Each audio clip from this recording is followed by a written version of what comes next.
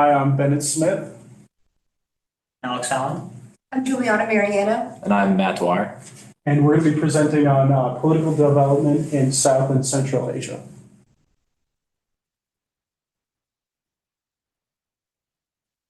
So starting with the colonial legacies in South and Central Asia, we can see that.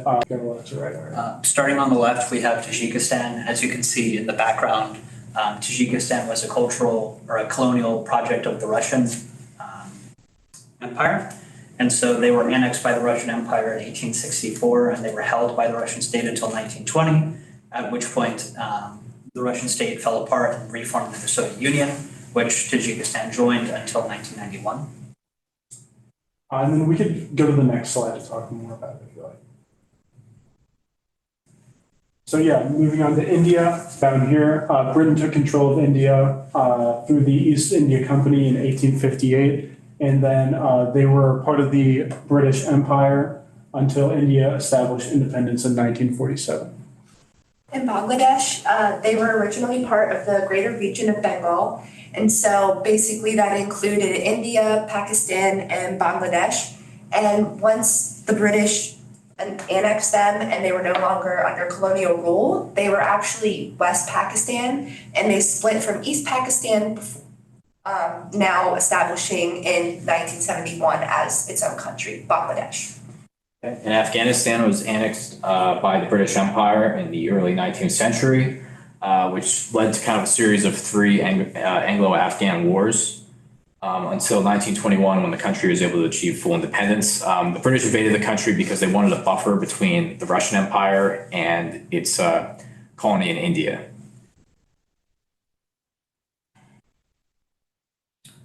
Moving on to like more recent political trends in the countries, basically post-colonization. Starting with Tajikistan, there were like three phases of Tajik history or political history since 91, the fall of the Soviet Union. There was a civil war that lasted from 1992 to 1997 that wreaked extreme havoc across the country. It was down to individual neighborhoods and ethnic groups and religious groups were all pitted against each other. It was also a deeply political conflict that lasted for 5 years between remnants of the communist regime, liberals, and Islamist factions. After the Civil War, there's a brief period of democratization where things start to form into democratic institutions.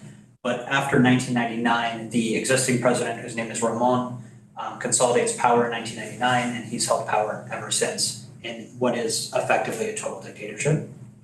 And in Bangladesh, since they're a pretty recent country, they actually have two rising political parties, the Awami League and then the Bangladesh Nationalist Party. The Awami League was present when they initially split from the rest of Pakistan and established as their own country, and the president elected was from the Awami Party. But since then, there have been a lot of conflicts between them that have led to human risk and human cost. And another current issue in Bangladesh is the Rohingya refugee crisis.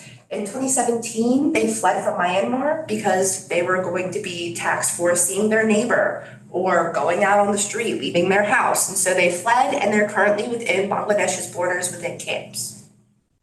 Okay, in Afghanistan, recent political history is the Soviet invasion of Afghanistan in 1979. Soviets invaded the country because they wanted a kind of a strategic position in the region. Also at the time, there was a number of anti-communist factions emerging in Afghanistan, most of which were Islamic groups. So they sought to go into the country. This was specifically following the U.S.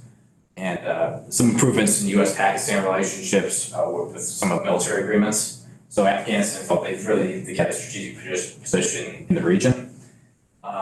This war went for 10 years and ended in 1989, which was shortly followed by the Afghan Civil War in 1992. This war would lead to the emergence of the Taliban, which was seen by many people to be preferable to some of the other groups involved in the conflict at the time. So they gained power in 1996, taking control of Kabul in 1996 and establishing an Islamic State at that point. That continues up until 2001, when the U.S. invades following 9/11. It was believed that Afghanistan was harboring Osama bin Laden in the country, so the U.S. invaded and Taliban were taking out of control at that point.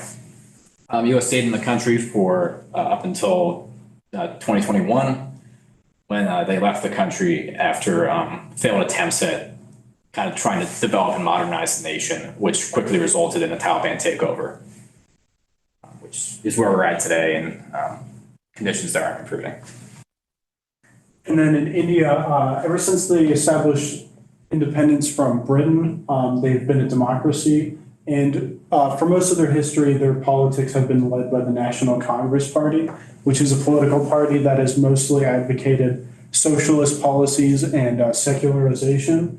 But recently, since 2014, the Bharatiya Janata Party has come into power there. Most of their states and their prime minister are part of the BJP. And that's a problem because they're a Hindu nationalist group, which means essentially they believe that only Hindu religions and other religions that have started in India validate people as true Indians, and people who are of other religions aren't true Indians.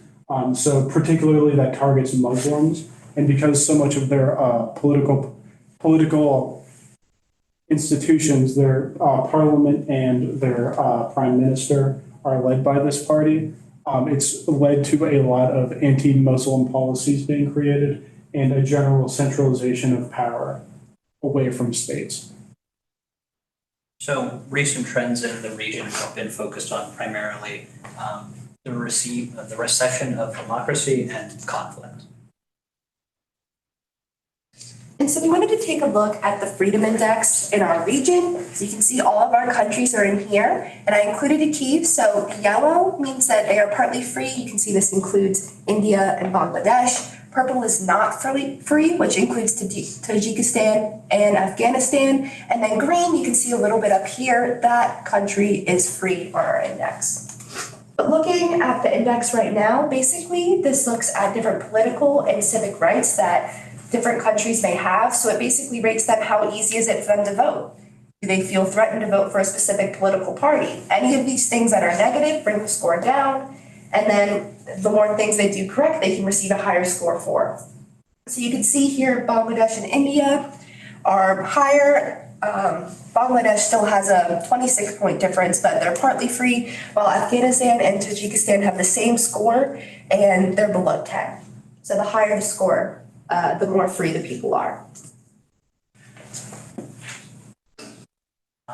On the chart, or on the slide right now, we have data from the Federal States Index, which is measuring state capacity. As you can see, they have each of them have variety in their scores. The highest level of instability for a state on this index is 120. So no state hits that, but notably, Afghanistan in recent years has been above the minimum to be considered a failed state, which is about 95. Generally, this index measures things like social pressures, internally displaced people, states' legitimacy, rule of law, human rights. It also speaks to economic status, whether or not that's being distributed equitably and if the economy is growing. And it also talks about security apparatus, whether or not elites are getting along with the state, grievances, and any kind of external intervention into countries. So a good score, the lowest possible score at the moment is held by Finland at 16. And what that would mean for a state to have such a low score would be low conflict, extremely equitable economic outcomes, and institutions that are both fair and democratic.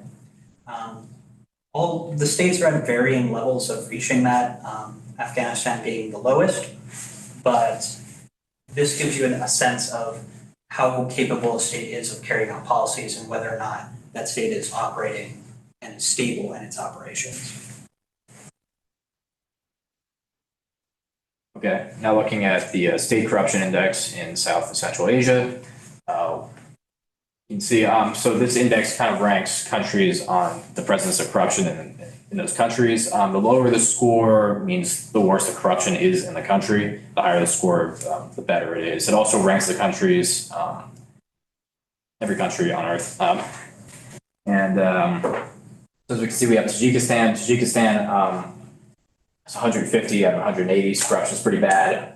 It's relatively and very few minor improvements over the last 10 years. We can see, we have an improvement between 2012 and 2015, a little bit of a drop back in 2017, and it returns to where it was at in 2015 again, and it's kind of been flatlining ever since. Bangladesh score is 25 out of 100. Again, similar story, pretty much remaining in generally the same area, relatively modest. I mean, really no improvements at all since 2012. We have India, which has the highest score out of all the countries on our list and has seen improvement over the last 10 years, going from score 36 up to now currently 40. And then Afghanistan, shockingly, we have seen improvements over the last 10 years, specifically in the last 2 years. We've seen surprising improvements between 2021 and 2022. Part of this is there was a reputation for the U.S. Established government in the country for being extremely corrupt, and it was believed that even the Taliban would improve that somehow. It's relatively confusing, but corruption is pretty severe throughout much of the region. Tajikistan and Afghanistan both rank 150 out of 180 because they have the same score. That's about it. That would be all. That's probably gonna be a practice run. Are you sure?